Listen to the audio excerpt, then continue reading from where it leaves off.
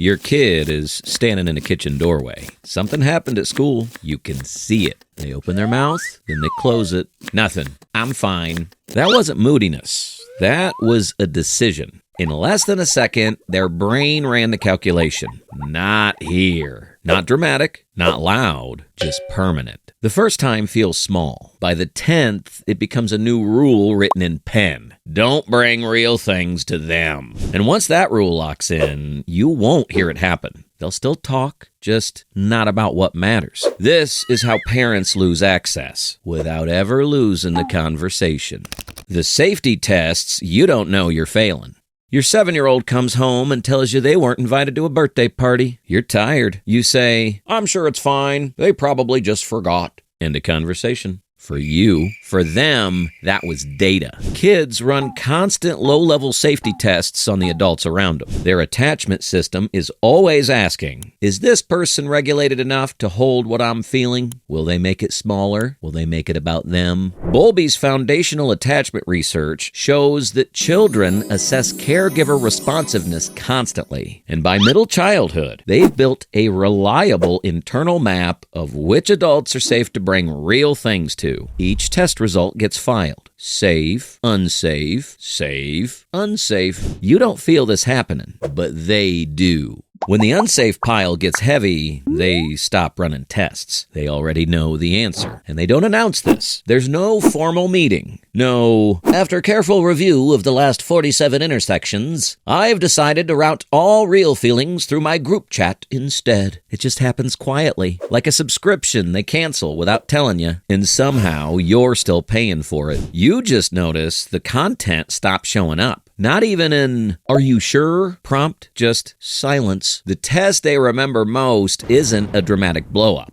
It's a small one, the one you probably don't even remember having. Does your kid talk about their day only in safe terms? Highlights, sure, never the mess. Do they hesitate before answering? Look away when they tell you about their day? Shrug when something's clearly bothering them? If you've been getting 3 versions of "it's fine" in a row, something quieter is happening underneath. That's not mood. That's a pattern forming. You didn't lose them in a fight. You lost them in the small moments you thought didn't matter.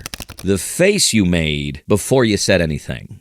Your teen tells you something real. Maybe they got in trouble at lunch. Maybe they tried something they shouldn't have. They're half confessing, half testing. Your face does something. Not yelling, not a lecture, just a thing. The look that says, I'm a parent, I'm trying to be calm, but seriously, what did you just say? To you, a completely understandable human reaction. To them, confirmation. This is exactly what I thought would happen. What registers in their nervous system isn't the content of what you say next. It's the microsecond before you say anything. Research on real-time parental responses found that parental validation and genuine interest predicted continued disclosure, while negative emotional reactions shut it down immediately, regardless of what the parent said afterward. The face lands before the words, and faces are faster than logic. So they file it. Partial honesty still costs too much. Next time something bigger happens, scarier, with more at stake, they run through the mental simulation first. If the small thing got that reaction, they don't finish the thought. They close the tab.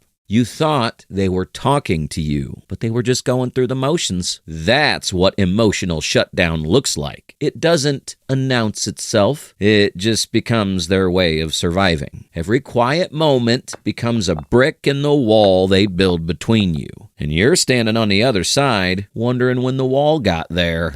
What interrogating instead of listening actually teaches.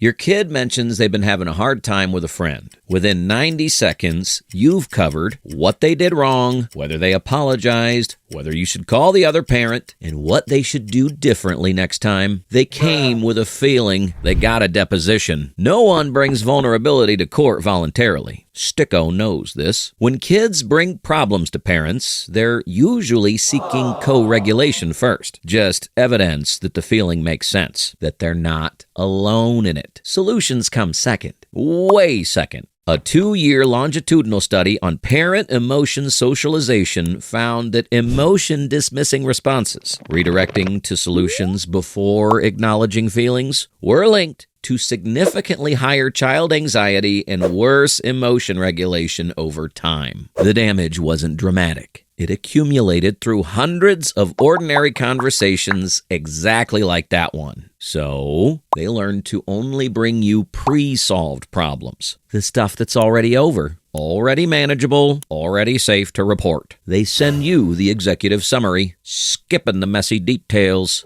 The real stuff happens off camera. Yeah, that friend thing sorted itself out. It did not sort itself out. They survived it alone, and you'll never know how.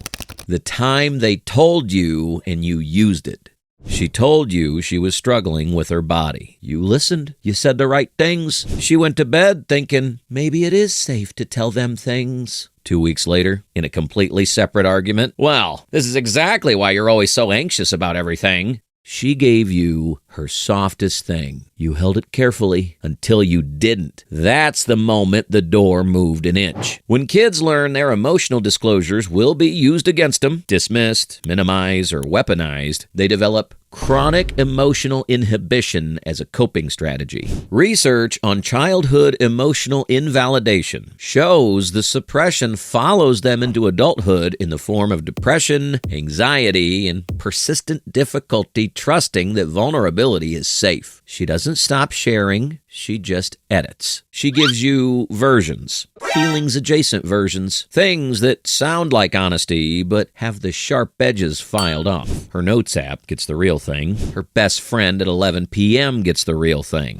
You get the press release. Sanitized, approved, emotionally neutral. And when you ask, why don't you ever talk to me anymore? She'll say, with complete sincerity, I do talk to you. Technically true. In the same way a forwarded newsletter is technically communication. When they decide you're not safe, they stop bringing you their real selves. But it doesn't mean they stopped needing you.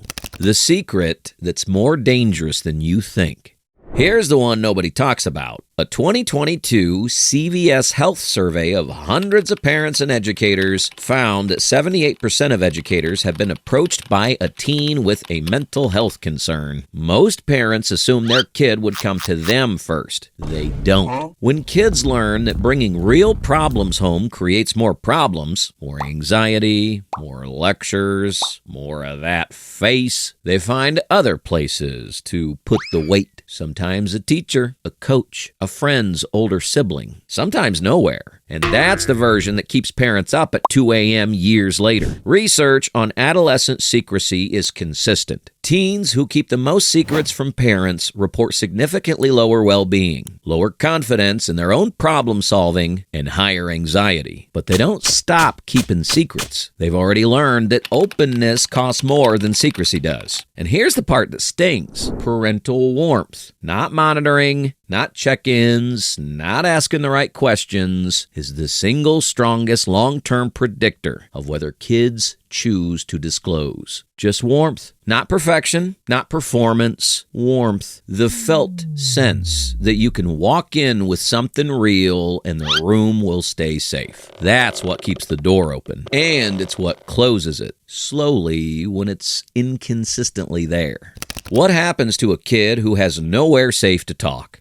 Fast forward, the kid who stopped bringing things home at 11 doesn't suddenly develop a new strategy at 15. They get better at carrying things alone. Very good at presenting a functional version of themselves to everyone who matters. The inhibition that was functional at 12, I need to keep this hidden to keep them calm, becomes the default emotional setting at 25. So the 25-year-old who can't tell their partner what's wrong, the 30-year-old who calls you for a small talk but never for the real stuff, the adult who handles everything alone and then wonders why they feel so exhausted. They learned that from somewhere. It didn't start at 25. It started in your kitchen, usually not from a single blow-up, from the accumulated weight of 1,000 small moments where real things went quiet instead of landing somewhere safe. It's not a decision they made. It's a survival tactic that outlived its purpose. And survival tactics don't retire on their own.